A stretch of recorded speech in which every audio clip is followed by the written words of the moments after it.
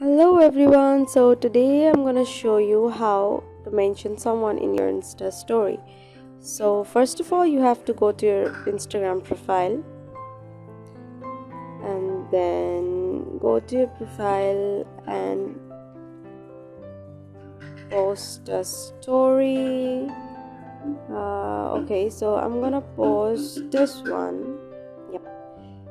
So over there, the third icon, sticker icon, tap that icon, and over here so many options you can see: the location, mention, add yours, question. So you're gonna tap mention, and here you can mention anyone that would like to mention.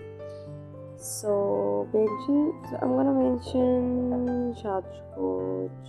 Okay, so this is how you can mention someone in your story. After that, just post it on your Instagram story as well as Facebook story. Yeah, that's for all. Thanks for watching. Hope this video helps you.